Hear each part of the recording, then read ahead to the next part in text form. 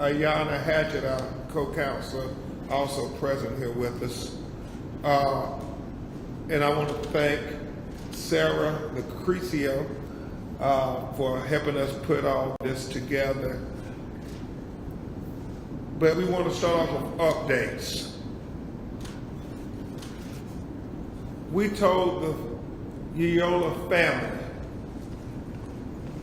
that we would be intentional and very intense in investigating every aspect of how this Grand Rapids police officer escalated a simple misdemeanor traffic stop into a deadly execution with him shooting an unarmed civilian in the back of his head.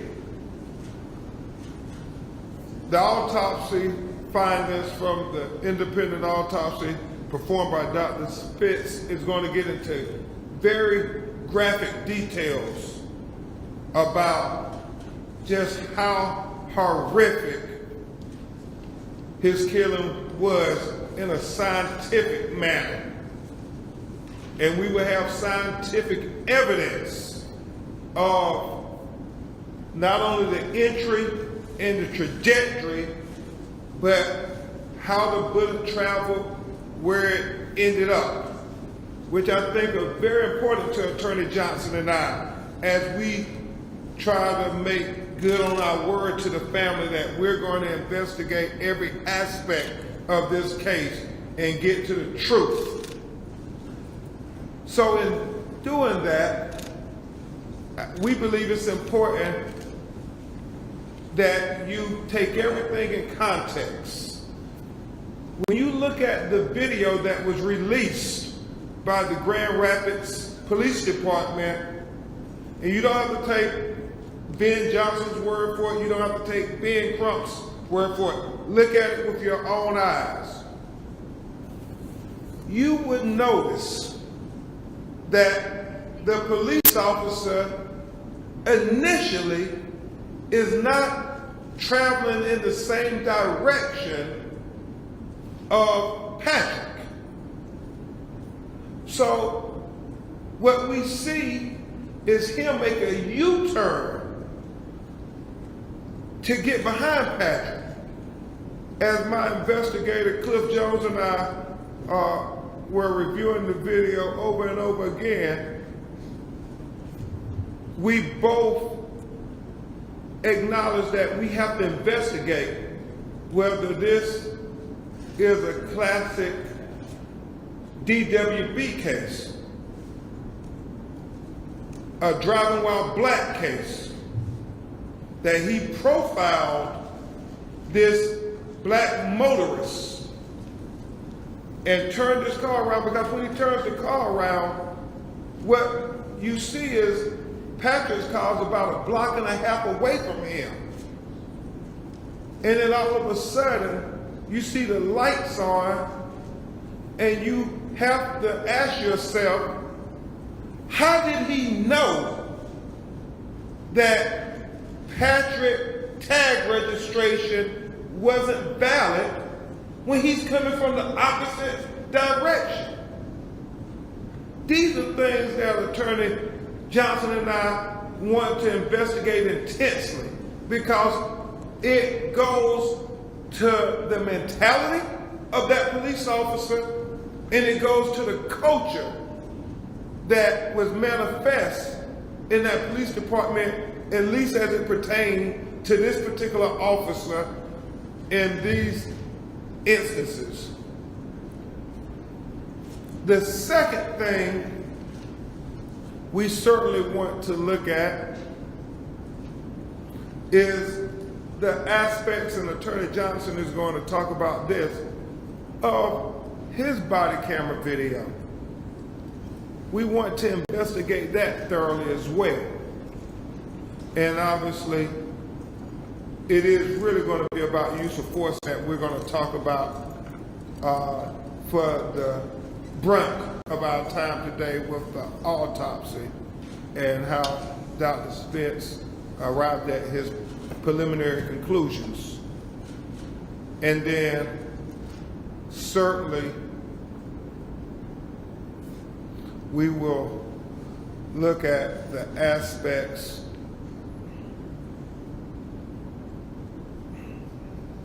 of how necessary this was when you look at the video and you hear the results of the autopsy. Just another senseless killing of an unarmed black person in America by the very individual who was supposed to protect him. And so we won't belabor the point. We're going to get to the autopsy findings after my great co-counsel talks to you about those things we promised to the Lyoya family about investigating intensely every aspect. And he's going to introduce an incredible doctor who is very thorough in doing this independent autopsy. So I give you to a person you all know very well here in Detroit, Attorney Ben Johnson. Thank you, Ben. Good morning, everybody. It saddens me that we're here today in the very room where just a few years ago, pre-COVID, my firm and I celebrated with many folks in the legal community in Detroit for our holiday party. And when I think about that night and think about coming in here today and what it is we're having to talk about, it, tell you the truth, makes me sick to my stomach. Thank you. But we appreciate you being here, and I want to explain about the review process that Ben Crump just told you about. We don't have all the video, you know that. We have what you all have. So obviously doing this type of work for Ben and I for over 30 some years each, you review it, we see more and more each time. Mr. Crump, as his co-counsel, has charged me with reviewing and hiring experts.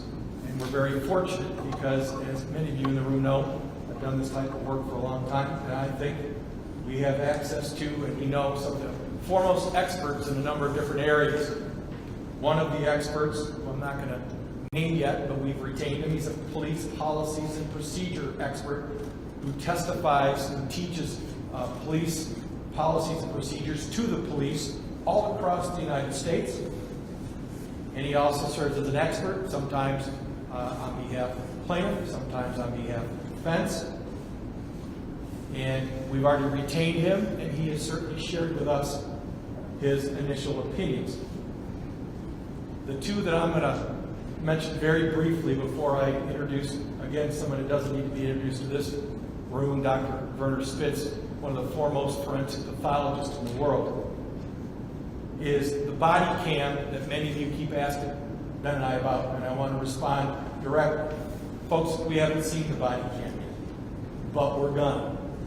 In a civil case, when we get up and file it, we will ask for the body cam. Mr. Crump and I are in the process of sending a letter, we call it a spoliation letter, to the city of Grand Rapids. They know what's coming. Keep all the evidence. And they will. And the Michigan State Police will as well, because they're going to look at the body cam. People ask us every day, right, Ben? They say, hey, tell us how the body cam could turn off in a struggle. And the answer is, again, knowing straight up, I haven't seen it yet. And part of my job, Mr. Crump's job, will be look at the body cam and actually touch it ourselves, okay? But I'm going to refer you out back, because a number of you were in the room with the chief of police on that Friday. Lauren, I see you probably here because I saw you right on the film. And he admitted something to you that I hope you all got. In order to turn this body cam off, the button needs to be depressed for 3 seconds. 3 seconds. Tell me how, in a struggle, while he's on top of our client is face down on the ground, that body cam can be depressed right on that one spot for 3 seconds. And we also know later on, it gets turned back on. So, I know what that suggests to me. You all are smart people, you can figure it out on your own. But again, that's one of the things we'll be looking at. Can I prove it with 100% certainty? The answer is no. But it's certainly important information that we now know since we've reviewed this material over and over again. Next, Mr. Crump has asked me, told me, in this case, in every civil case, ladies and gentlemen, this is called a wrongful death, police misconduct, excessive force, civil rights, call it whatever you want. It goes by all those names and more.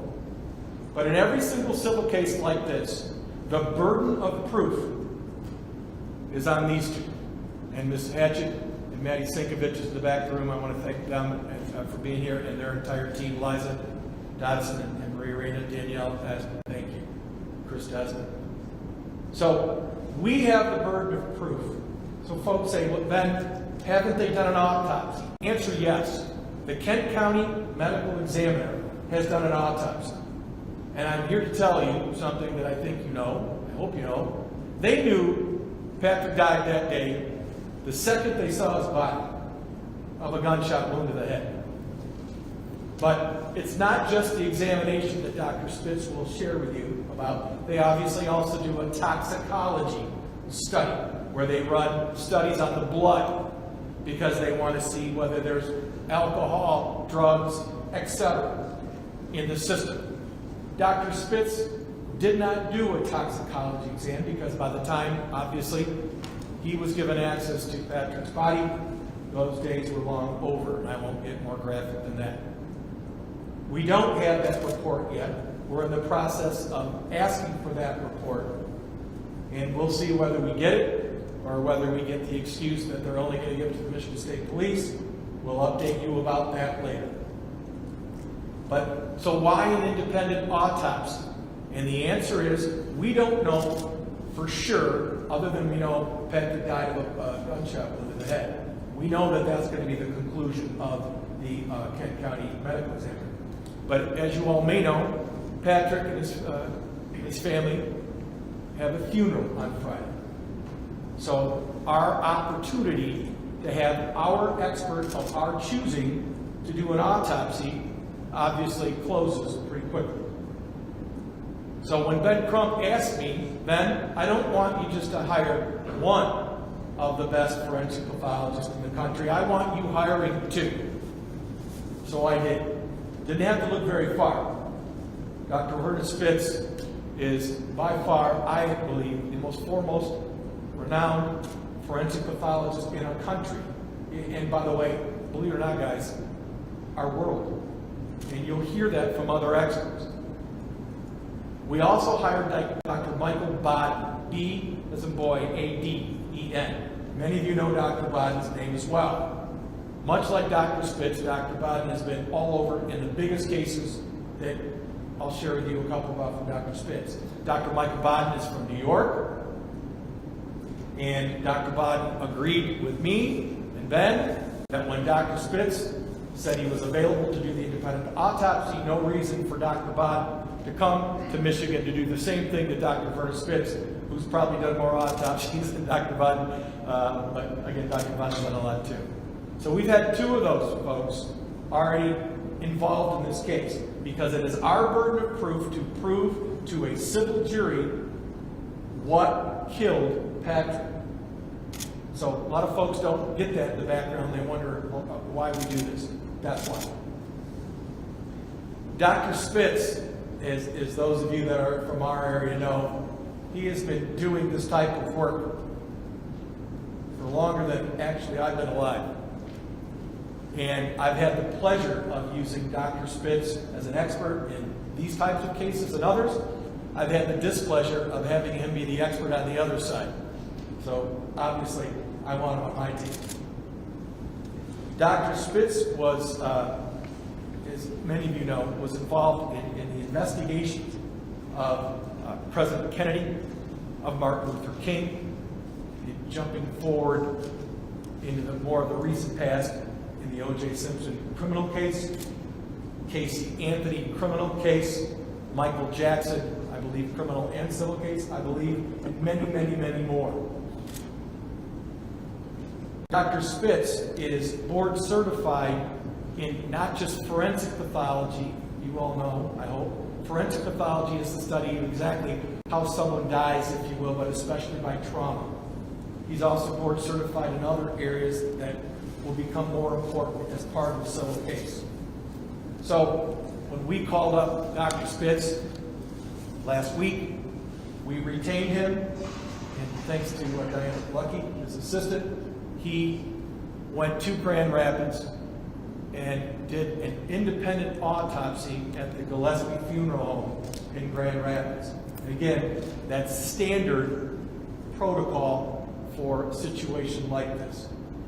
Dr. Spitz then did a preliminary investigation. He shared his initial thoughts with us, and even before it started, Ben Crump said, we need to share so that everybody knows, because you all are calling, and more power to you. We appreciate, obviously, you want to know the science, and we brought you the scientists to talk about that. So Dr. Spitz has some drawings. I'm going to turn it back over to Mr. Crump. He brought a model to show you the significant part of his findings and why. And before we talk about that, you all know, because you've covered criminal cases like this, civil cases like this is said and done with the utmost respect for Patrick and his family. God forbid that any one of us in this room ever would have to listen to someone describe what Dr. Spitz has to.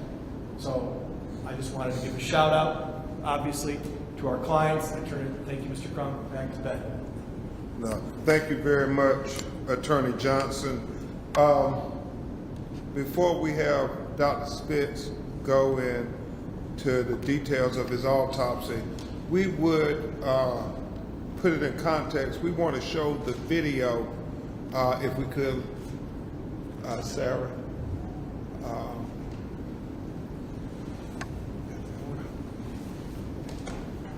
On the table, then. Yes, sir. Can you turn the volume and play the video for us? We don't have audio. Oh, we don't have audio, okay. If we just play the video, start from the beginning. Obviously, the video taken by the passenger. What we think is so very significant is that the phone takes out, look where his head is at the shot. And this is going to line up with Dr. Spitz, autopsy findings. Then I believe he has his hand on his Patrick's head. Patrick is looking away from him, head practically on the ground. And he then takes his gun and puts it on his head as you were here about his head turning to the right, to the left with the right hand, and he shoots into his head in the trajectory goes from the back to the right corner of the brain. And we only want to show you video. If you don't have sound for you, our apologies, but you all have great technology. Go back and look at it as we look at it frame by frame, and you will see right that second, the millisecond, the nanosecond that he shoots him. He has his hand on his head, pushing it into the ground. He is in complete control of Patrick at that point. Both of his knees have him thrown to the ground where he has control of him. And as Mr. Johnson and I were talking, common sense would tell you if you didn't have control, you would not remove your dominant hand. He feels in such control that he removes his dominant hand to take his gun out. With ease, seems like, and then to put it in the back of Patrick's head. And so, we're going to let Dr. Spitz go, and then at some point he's going to come to the podium and show you the model of the skull and the trajectory that you can see very clearly what happened. And at this time we turn it over to Dr. Spitz.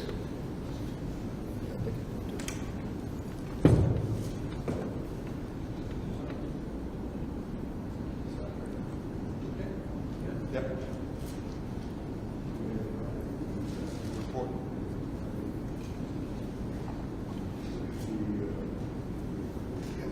Yes, sir. Yes, sir.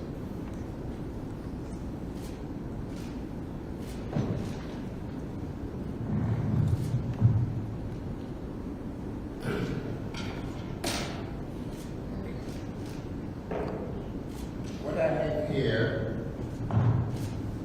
I have here is is a skull, a human skull. Not the same, this is from a dead body. And what I did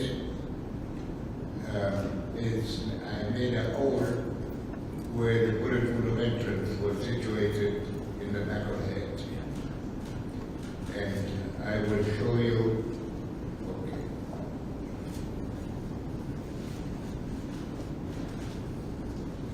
The skull was opened originally to take the brain out and examine it, and it is hollow inside. But in order to remove the brain, an electric saw was used.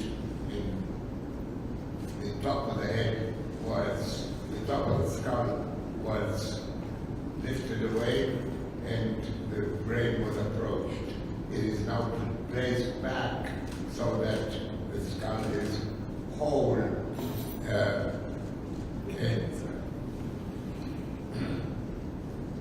Let's put it back. In order to visualize this, I made a hole in the back of the head with a drill. I made a hole in the back of the head and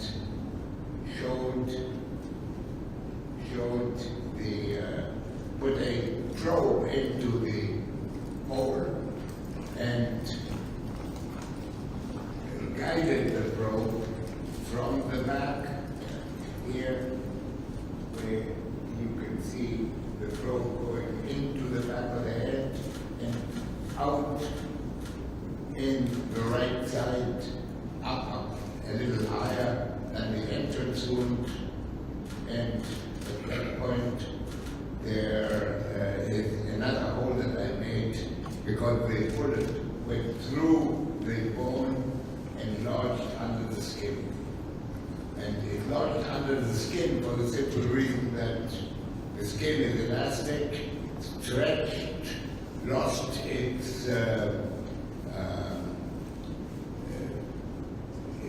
the velocity of the bullet because the bullet stretched the skin in the temple area, in the upper temple area, and at that moment the bullet stopped and it was located in that location. So there was no complete exit, there was only an exit from the skull, but not an exit from the head. And that bullet was in a shape that when I did the autopsy, the findings were, as I stated, the bullet had been removed, but the small fragment of bone from the area were available and showed me what actually had happened. And if you have any questions, please ask me. I will do some more testing and some more inquiry into what is known already. And I like to do that because these observations at the scene, which I obviously did not attend, but those who did will provide the information. I want everybody to know the probe that Dr. Spitz is using to show this is standard protocol in these types of cases to show the trajectory or the path of the bullet/missile. Yes. So it's not something that's being done to dramatize anything. That is actually how it is. Dr. Spitz, will you tell the folk what is it that you believe that actually killed Patrick? There's no question what killed this young man. The young man, by the way, was only 26 years old. He weighed an estimated 150 pounds. He was... You say 5'9" as well. 5'9". No, he was not. Yeah, he was about 5'9", 5'8" to 5'9", but probably 5'9". And the bullet entered in the back of the head and below. Let me show you on myself.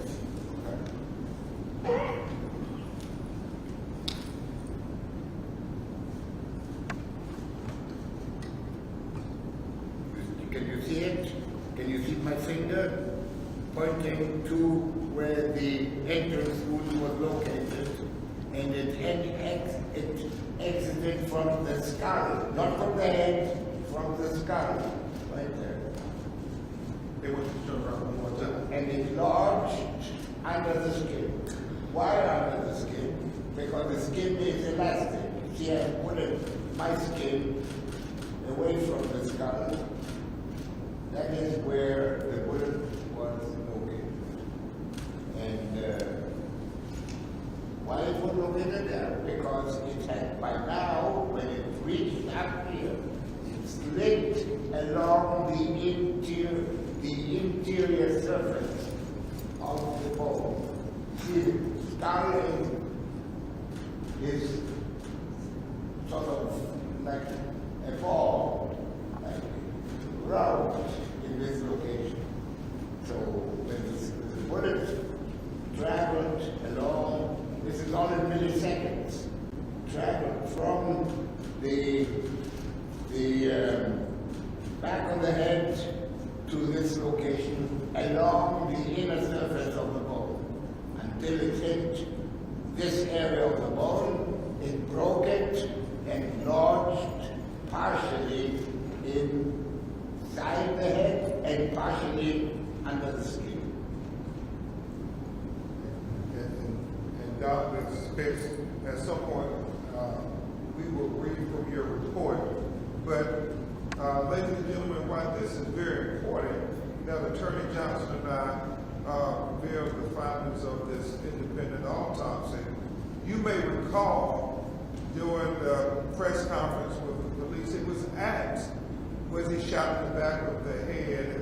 And I think the chief said, all I can say is he was shot in the head. He can't tell you whether he was shot in the back of the head. Well, today, based on scientific evidence, we can confirm that Patrick Lyoya was shot in the back of his head.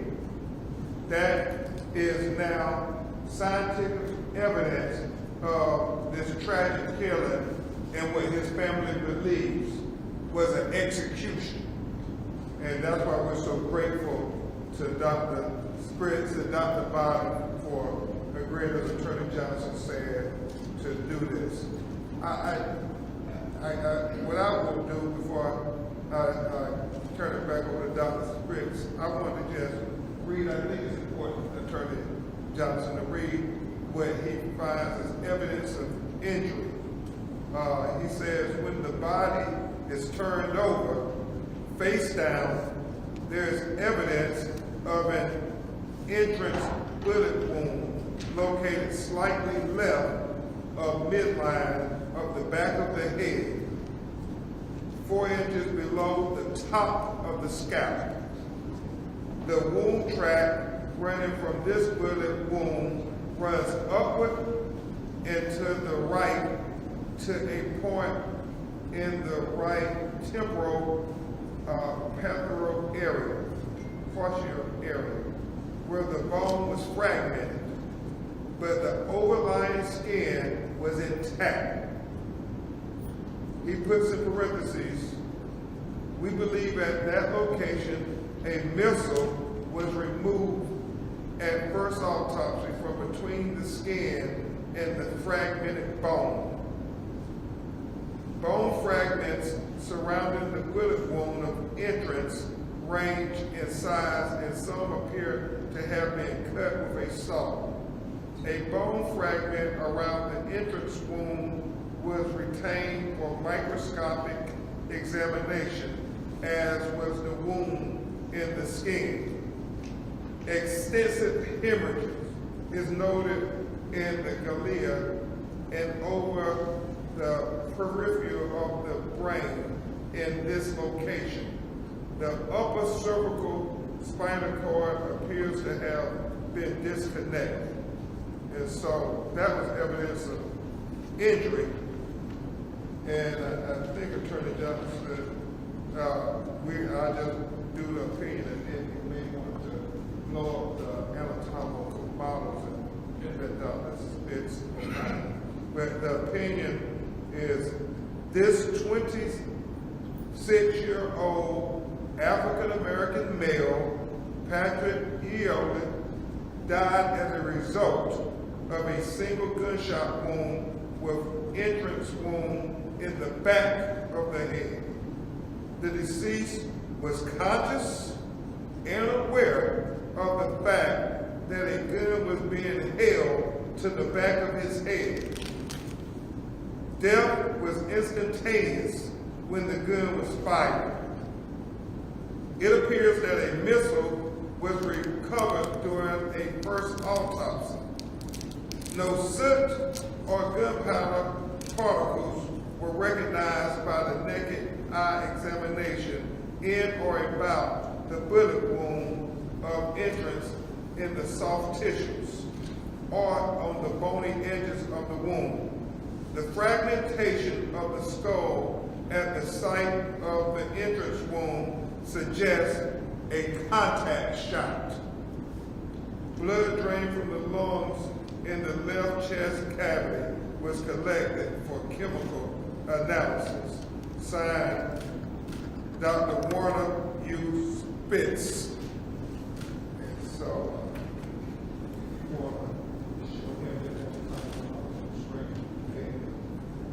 Alex, Bergen, can you help us? We're going to have Dr. Spitz hold the model for the screen to go up. Is that possible or not? is that right up? Oh, Okay. good enough. Got it. You want to- I want to make one more comment. Please do.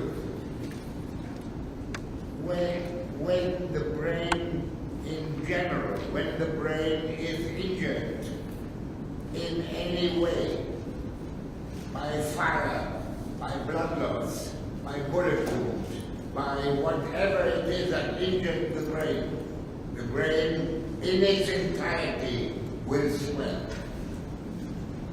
And that is very fast. That it goes through the entire brain, this manifestation of swelling. And when that occurs, the functions of the brain gradually will cease. And within seconds, the entire brain will swell and death will follow. Set up the model over here. We have it on the TV. I think they both there. Take one, Daniel. What we'll bring it over here, so it's got more room for Dr. Spitz.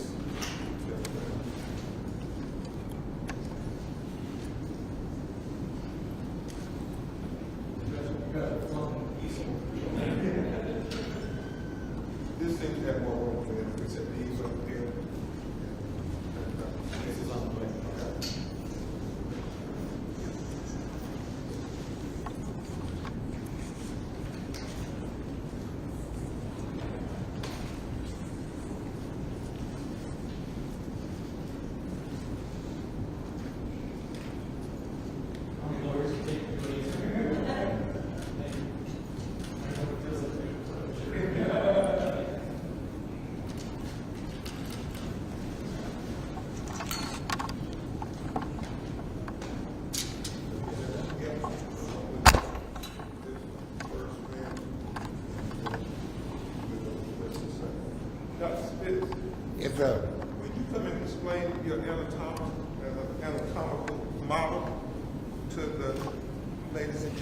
Prince?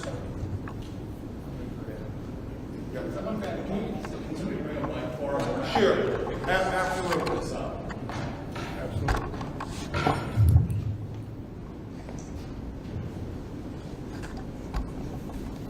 Marshall's court's done.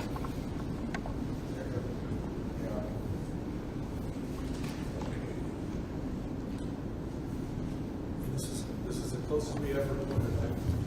I'm gonna pull it over a little more because they want to hear you on the mic. So, Sorry, man. no problem. Is that good with you? I don't think it's a breach. This way. Okay. You can use this one first. Okay, absolutely. I started the autopsy in the funeral home in Grand Rapids, Gillespie Funeral Home. I started the autopsy with the body on a gurney, and he was face up. And because he was face up, I undid the stitches that had been made with a cut from the left shoulder down to the middle of the chest plate and then up again to the other shoulder. These were stitched, these cuts were stitched, and I undid them in order to gain access to the interior of the body, and then I extended my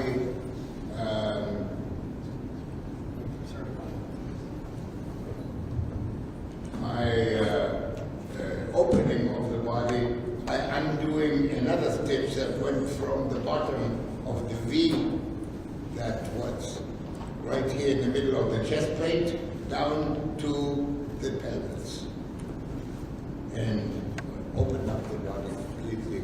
And inside the body was a plastic bag with all the organs. So then I was given in the funeral home another bag, and I transferred the individual organs that had been removed at a first autopsy from the bag in the body.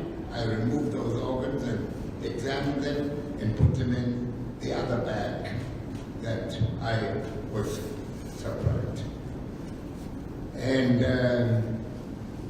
that took maybe an hour to remove each organ and examine the chest walls and the abdominal walls, and convinced myself that there were no rib fractures, there were no injuries inside the body, except as follows. What did I do next?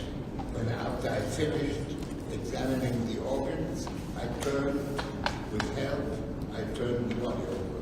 Can I stop? Yes. You've done thousands of autopsies. If a person were engaged in an ongoing, highly physical assault with another person, Yes. would you expect to see bruising, rib fractures, cuts on the hands and face, potentially knees? Absolutely. Did you see any of that here? No. What's the significance? The only injury on this body,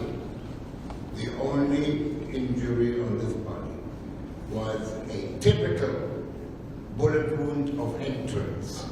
There's no doubt, and you may remember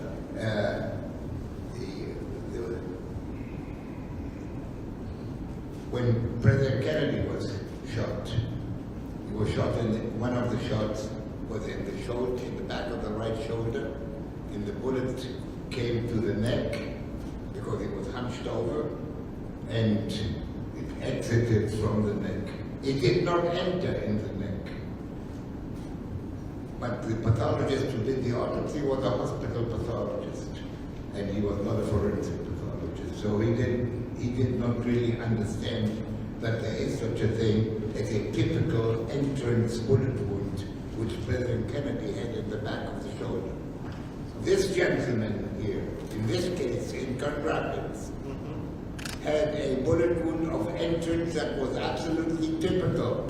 There was no question, and there is no question, and there never will be question, that this was a typical entrance bullet wound with a rim of abrasion, of scraping all the way around when that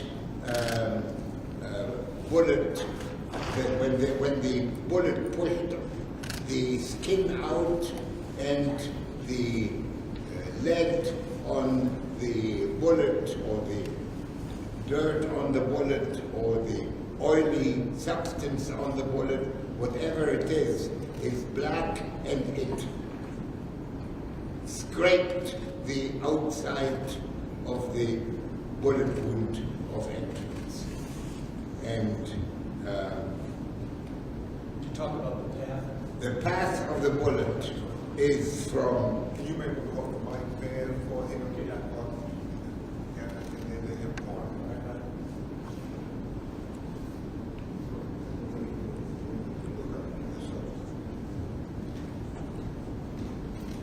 I hope you can see the path of the bullet. The entrance of the bullet is right there. Right there. What's midline? You said midline. What's that? Well, the midline is this midline. The middle of the brain. The middle of the body, this goes from the top of the head all the way down the midline of the body. Then, do you mind if I show it on you? No. Yeah. The body is now turned over on the gurney. This is the body. This is the midline, all the way down the body. And we're dealing with this area here. And this area here, right there, is a bullet wound of entrance. The typical bullet wound of entrance. And it went like this. And here, in this location where the temple is, was a damaged bone. And the bone was fractured into small pieces. And partially out of the bone, out of the skull, under the skin. The skin had never been opened in this area. It didn't need to be opened because the whole scalp was taken down. And the minute they reached this area above the ear, above the ear, a bullet was found. So Dr. Spitz, the bullet enters the back of the head, goes through the skull, the bone in the back that you showed, right? Went to the right, Microphone? went to the right, went to the right, Through the bone. and through the bone, broke the bone, through the bone, not completely, because part of the bullet was still inside the skull. And part of the bullet went through the skull and pushed the skin out. In between, Here. inside the skull, obviously, is the brain. Between the skull and the skin was the bullet. The brain The is partial bullet. But in terms of inside, that it also, not only did it go through both bones, but it obviously went through the brain. It went through, partially through and partially above the brain. What's the significance of it going up and to the right? But his head was turned. If you saw the video, Yes. Is that consistent with what we saw? is it consistent with his head turned to the left Yeah. on the ground? Exactly. This, by the way, I said it before, and I'll say it again. There was no other injury from the top of the head to the big toe of the feet.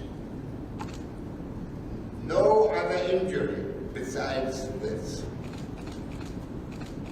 And it caused the brain to swell. It caused, you see, we could not see that the brain swelled at this point when I did the autopsy. Why not? Because he was kept on life support for a whole week, for about 8 days. So at that moment, the swelling subsided. But he was already dead. He was dead when he shot. Dr. Spitz, before Attorney Johnson calls on the press to ask questions, based on the autopsy, scientific proof that it was to the back of the head. Oh, there's no question. No question at all. I don't know how else to tell you. This bullet wound here was an absolute entrance bullet wound. We're going to switch boards. There was no question. The minute the instant I saw it, because he had very short hair in the back. Well, it wasn't so short because it was it was, what do you call that? The report says it was transit. Yeah, it was put in a nice fashion and it was woven together, and which made this area devoid of hair. The hair was cut there, and I saw the bullet wound without even having to cut any hair or nothing like that. And the bone was broken, so the piece of bone with the bullet wound in it was available to be seen right there when the body was turned over. Before we go to the next board, Jim Gerst could go. Dr. Spitz, I think a lot of us are wondering. Can you come closer?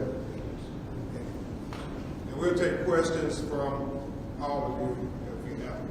I think a lot of us are wondering. Was this a sudden death or close to a sudden death? Every death is sudden. There is a second when the death occurs and the whole body begins to deteriorate. But to call it a sudden death is misleading. Yes, it was in a way, time-wise, it was sudden, but it was not a sudden death in that sense of the word. Sudden death in my language, in the language of a forensic pathologist, is a natural death. This is not a natural death, it is a death by one bullet. When would his life functions have stopped? Sorry? How quickly would his life functions have stopped? Seconds. So he could come to a late. Less than seconds. Less than seconds. Well, he would die in seconds. But he knew, he was fully aware at one point or over a period, depending on what transpired before, that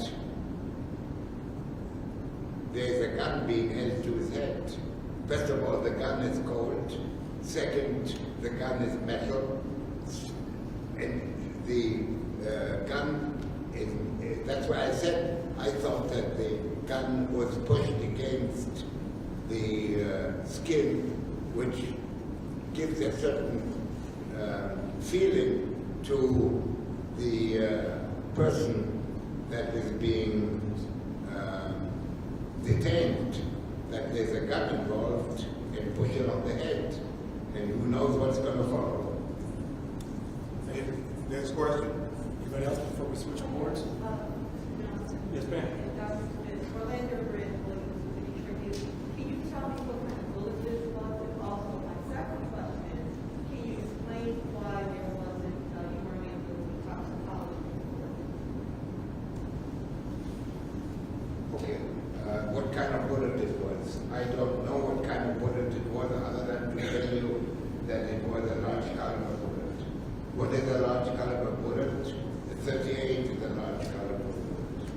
I don't think it was a 44 or 45, but it was a powerful bullet. It was I think it was something that gives a bullet wound in the bone that is either that of a 38 caliber or a 9mm. They all give the same kind of bullet wound. My recollection, to answer your question directly, Crater is often, most of them have Glocks. It could be a 6 or 9mm, probably a Glock. and understand the bullet wasn't there. Well, the Glock is a manufacturer. Okay, right. But the bullet wasn't there because, of course, of the previous autopsy. Right. And what doctor was explaining, he could still see the damage that the bullet obviously caused. What was your other question? The other question Tox. was that the toxicology report, can you explain why they weren't able to perform? The toxicology report will only be considered when the results of toxicological analysis will be performed. And at this time, I did not have the chance to, there was a holiday in the middle, there was Easter, so I'm not even aware if at this time the blood that I retrieved from the bullet, from the body has not, I don't know if it has or has not been sent to the laboratory. The laboratory is probably the best, if not one of the best, laboratories in the country. I can tell you for certainty that the medical examiner for the King County did a toxicology report. They want to know if Patrick had anything in his system. Yeah, And you would know that. You would know that right away if you did. Body fluids without going dry up over the course of time. So by the time Yeah, Dr. Spitz got there was very little body fluids for him to actually test. But I had blood. I had blood, and when I came back to the office, to my office in St. Louis Shores, I froze the sample, the blood sample, and I've got 2 or 3 test tubes with blood. Anybody else? We will send it to the laboratory. The laboratory is in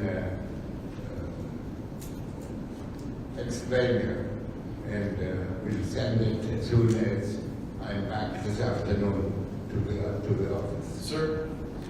Dr. Spitz, did you say you were able to make a determination on whether or not the gun was pressed to the back of Patrick's head? I'm sorry, say that again. Did you make a determination whether the gun was actually pressed to the back of Patrick's I head? think it was. You know why? Because the bone in the back of the head was not broken, it was fragmented.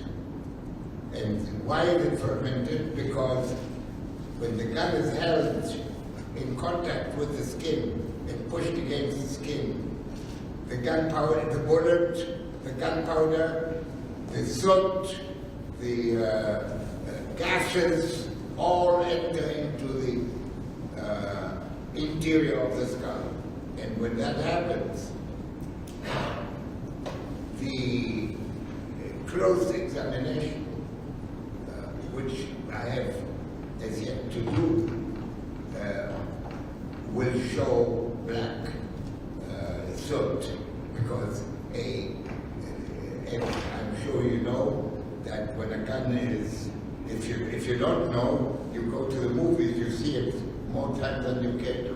So the gun is held against the skin. All of these substances that I mentioned to you go inside, and pressure develops in the inside, and it breaks the bone into fragments. Yes, ma'am. Yeah, considering this is an independent autopsy, can you take us through, or was it easily accessible to get the body? Did you have trouble along the way? How was that journey in order to see the body? We are able to ascertain the body from the King County medical examiner, have it at the funeral home, pick it up, and then when it was at the funeral home, then Dr. Spitz was allowed to go to the funeral home and conduct his autopsy. Yeah, 2 people from the funeral home were there helping me.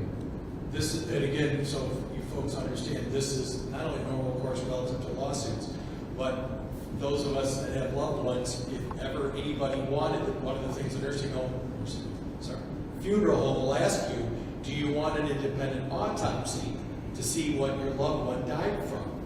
And that's exactly how it happens. So it goes from, obviously, from the morgue, and then to the funeral home. Mr. Crump took care of all that. evidence and was lucky, we were kind enough to go over on Saturday afternoon and conduct them. Mr. Johnson, did you say what day and could you give us how long the autopsy took? What day did you perform this and how long did it take? Autopsy by Dr. Spitz was done this past Saturday.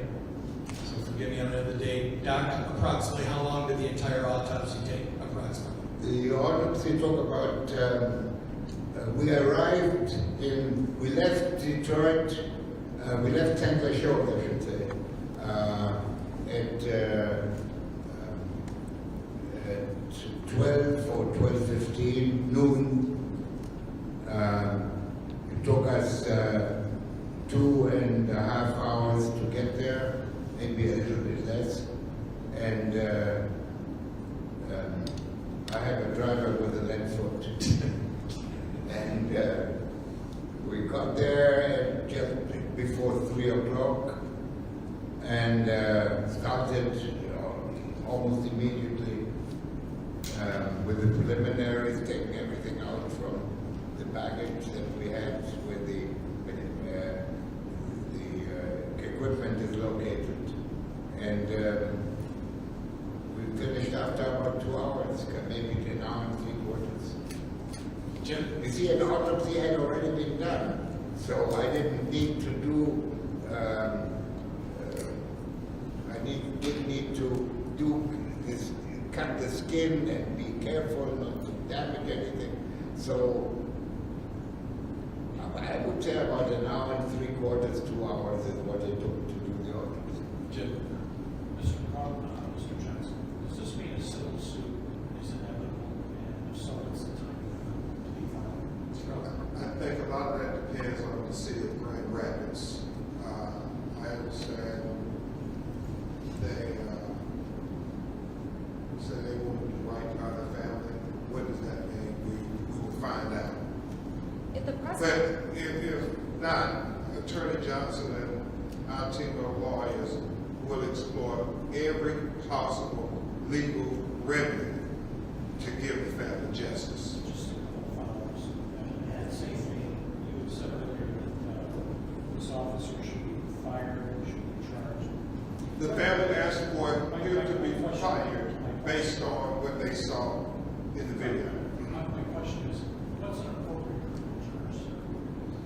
You know, obviously we have our opinions, but that would be left up to the prosecutor in Kent County or if the state, for some reason, like they did in Minneapolis and the state of Georgia for Mount Auburn, Minneapolis, Georgia, takes over the investigation, and the Attorney General will be in charge of it, or the federal government, the Department of Justice.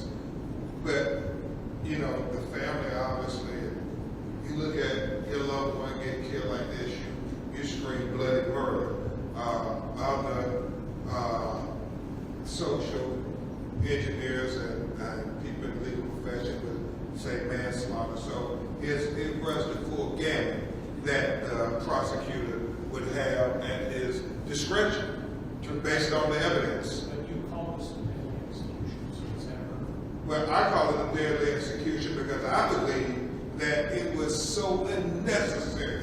I continue to say that this was an unnecessary killing of an unarmed black man who was shot in the back of the head. And you would be disingenuous if you were condemning people being shot in the back of the head unarmed in the Ukraine by Russian soldiers, but then when you see police officers shoot unarmed black people in the back of the head, you don't condemn those types of executions.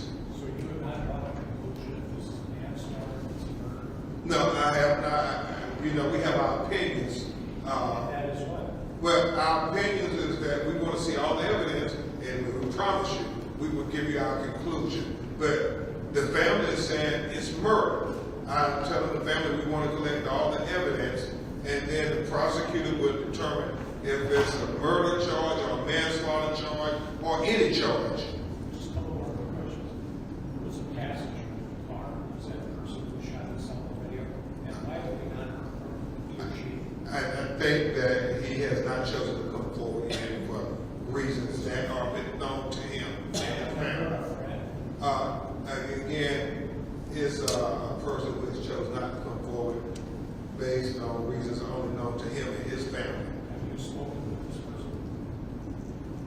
this time, our team has spoken to him. I have not spoken to him.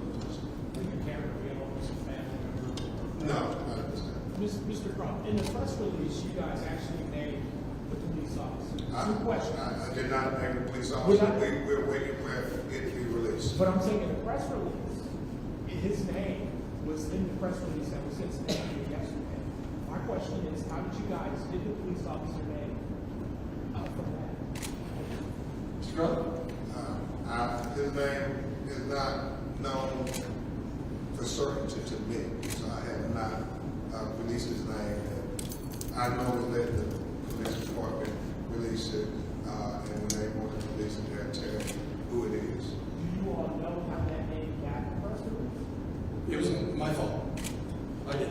Did Michigan State Police get down how did you get the name? I'm not going to reveal my sources, but I confirmed what is being bantered about on the internet. And I actually spoke with someone that knows the officer and confirmed it was him. But Mr. Crump, and I respect, he's our leader, and he has asked me to not refer to the officer by name until the police come forward. But I want to make sure we all know the double standard of what we're talking about. And that is, if our client shot this officer in the back of the head, he'd have known his name the same day. So although I heard the police chief say that they never do that, that's not true. And it is a double standard. And by the way, no one in our team, nor even the family, would want anyone to do anything to harm this officer. We want justice through the court system.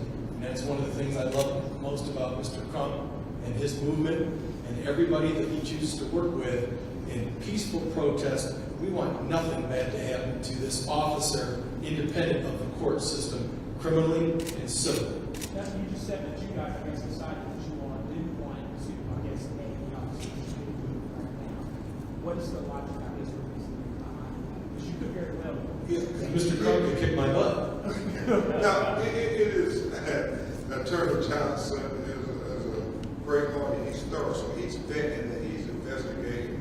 And inadvertently, it may have went out, but it is our practice to not reveal the name of the officer, to let the police department and the governmental entities do that.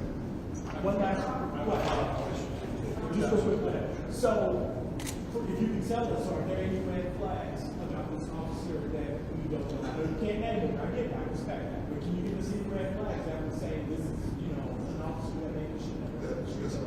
No comment. Mr. Crump, if you all have you all been in touch with the Michigan State Police? And if so, can you tell us when we might expect when they would announce the charges or have the investigation wrapped up? Are you privy to that right now? We are not privy to that. I don't think that Attorney Johnson. I have not. And they have not reached out to us, of course. Nor would they. The Department of Justice reached out to say that they are going to review the matter.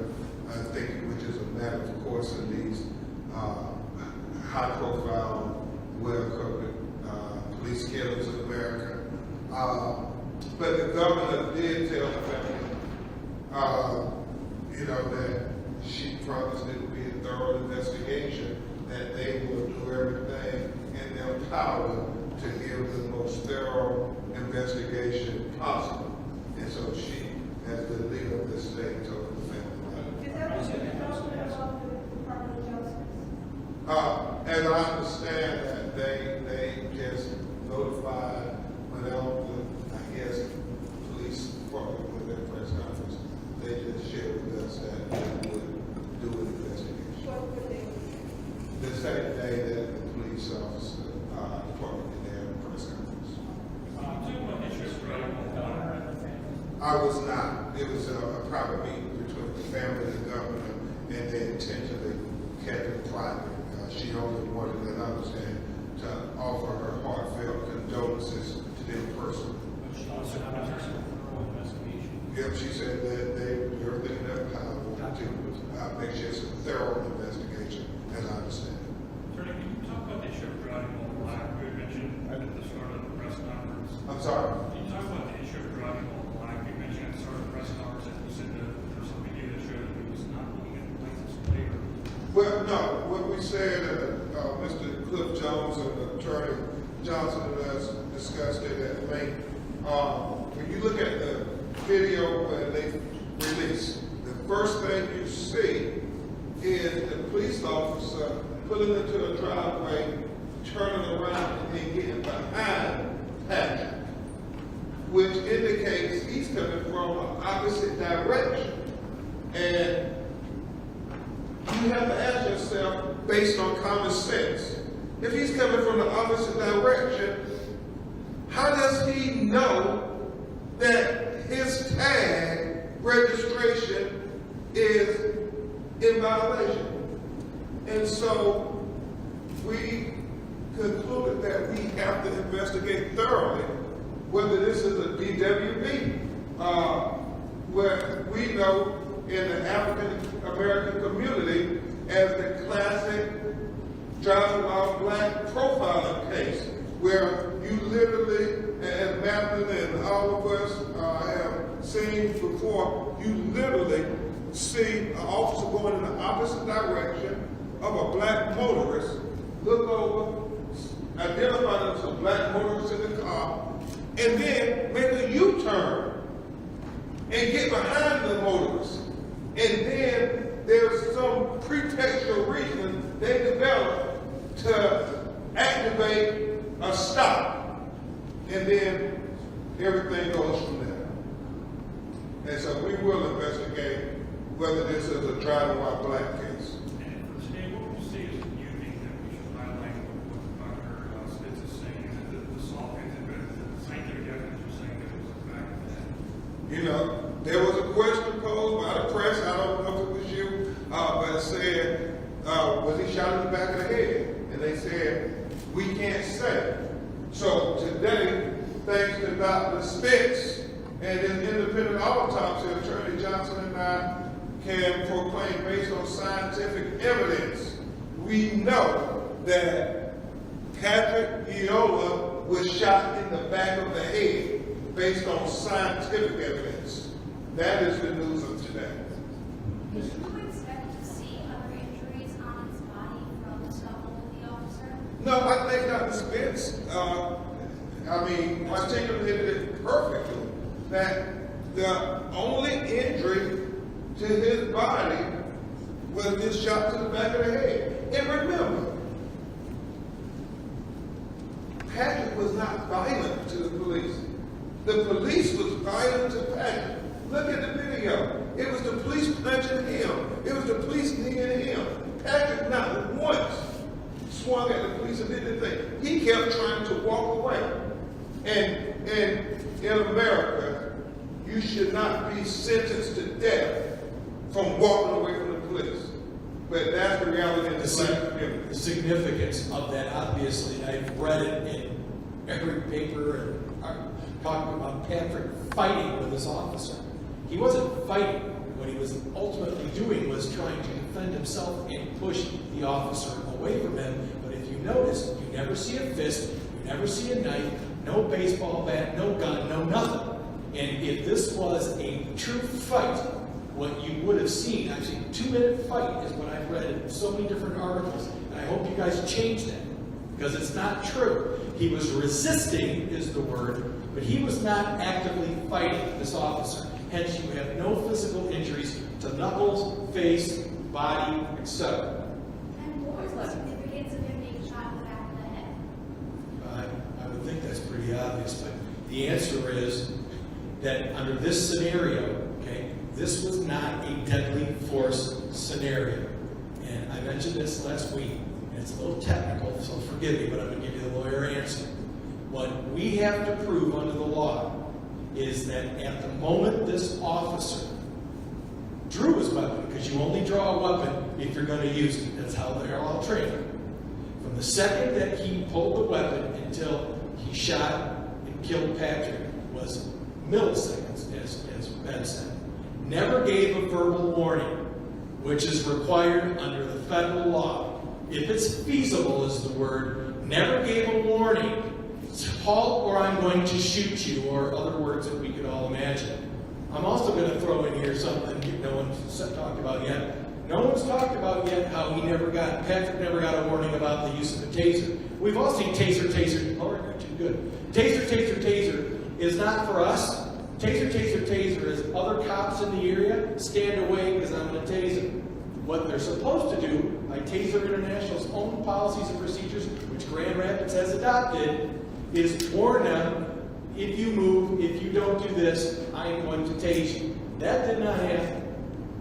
And the last thing I'm going to tell you about the taser, y'all, Mr. Crump, I read, was he right? He was 100% right. It's deployed twice, no more probes. And then some of you are really good at it, so give you credit. You know about the stun capability. We believe that the standard operating taser, we believe it's the Taser X7 off the top of our heads. That's what we believe. That's what they at least were given the last couple of years, in the case that I already have. And assuming it's an X7, which we think it is, there would be a stun capability, translation, where if the taser were touched to somebody's skin and the trigger is pulled, like a gun, it would zap them, but it's a non-incapacitating shock. The probes are incapacitating shock, which are designed to knock you to your off your feet onto the ground so they can subdue you. So anybody out there that is reporting, like I've seen, and commenting that if Patrick had, well, first they're saying that Patrick had, you can't see that video. And if you heard the officer, he didn't say, you have my taser, get your hand off my taser. Well, then what do you see, y'all? You see his right hand come for his gun. That's his right dominant hand. That's where he had the taser. He left the taser on the ground. And they're going to try to run with that he can shoot somebody because you can actually zap somebody and not incapacitate under the law. That would be deadly force for a non-deadly force situation. Cannot happen. So this is, to respond to your question directly, crystal clear an inappropriate use of deadly force, especially knowing the officer is on top of our client, he is in control of our client, meaning he's got his knees in the back of him. Patrick's knees, if you watch, eerily familiar with another case Mr. Crump was involved with in Minneapolis, I might add. It looked to me like he at one point had an arm around, maybe a chokehold, maybe not, but as you can see, it looks to us that when our client turns his head to the left, his head is being shut down, which is part of the control, and then the right hand comes to the gun and he immediately gets shot. So evidence, clear, deadly situation that he used wrong under his own training. I hope I answered your question. Last couple of questions. So, You were saying, driving while black, the officer was coming in another direction, kind of facing Mr. Lyoya, and then he made a U-turn and came back and got behind his car. That's what we believe from the video, yes. So the video is clear. So in other words, how could he look at the license plate that in Michigan we all have in the rear? How could he know about the alleged problem? We don't know what the problem or if there really was a problem. Yeah. We just know what he said on the video. This license plate, he said to Patrick, doesn't belong to this car. And Patrick is like, huh? What are you talking about?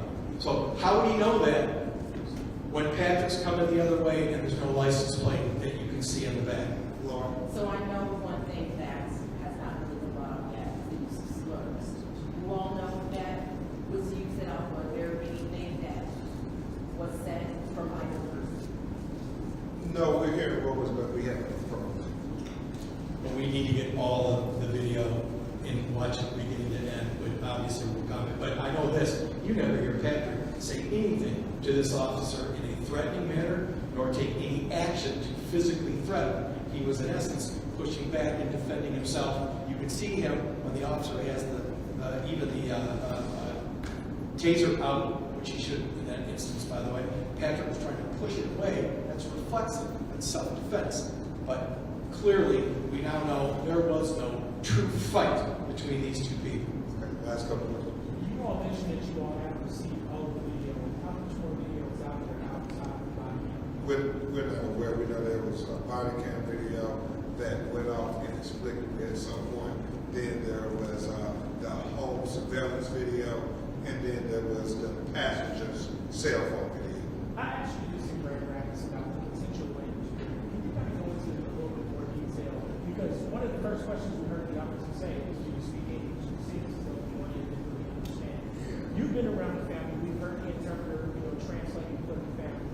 How, Ray listens to English. Did he even know what was going on from what you?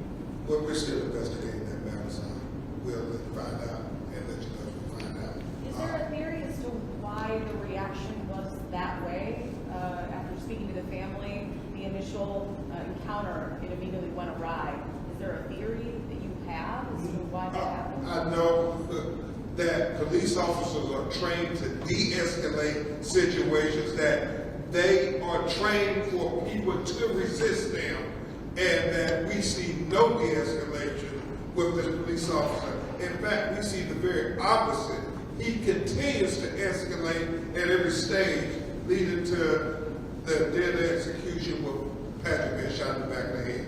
Thank you. Mr. Crumpus, you told us at the beginning of this event that you're going to police by American police in context. Yes or no, do you believe the agency is intentionally misled the public in this way? We're still investigating. I know Attorney Johnson, Attorney Yana, and Matt. We're just looking at everything that they have done and said, because we want to take them at their word that they're going to be transparent, completely transparent. However, our clients, because of the promises we made to them, we have to accept but verify.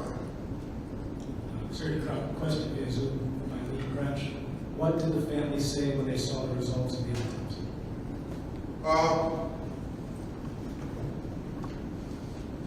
They obviously saw what happened on the video, and then it was confirmed on autopsy, and they are still just in utter disbelief. As they said, my heart was smashed out of my body, is what his father and mother articulated. You confirmed with the governor about the family yesterday. Governor did meet with the family. I don't know what was said other than that she promised a very thorough investigation to the family. Thank you. Thank you all. Appreciate it. Dr. Spitz, I just looked it up. Are you 95? What's your secret? Are you 95 years old and what's your secret? Are you guys probably don't know what's your secret? What my secret is? My parents. That's my secret, because they must have had good genes for me, and they lived to a good old age. My mother was almost 98 when she died, and my father was 96. And you are 95 today? I'm 95, yes. Thank you, everybody. Thank you all. We'll keep you updated. Thank you, Dr. Spitz. Thank you, Dr. Spitz.